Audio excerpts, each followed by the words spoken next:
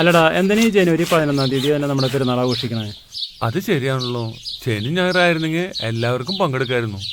അത് ശരിയാ. പക്ഷേ 70 കൊല്ലം മുമ്പ് ഈ ജനുവരി 11-ാം തീയതിയാണ് നമ്മുടെ പഴയ പള്ളി കൂദാശ ചെയ്തത്.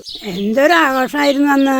കൊട്ടും പാട്ടും നാട് മുഴുവൻ നിറഞ്ഞ ഉത്സവം. പെരുന്നാള് പെരുന്നാള് പുറനാട്ടുകട പുണ്യാള വരവേൽക്കാൻ ചേരുന്നുണ്ടേ ഭൂവരേവരേ.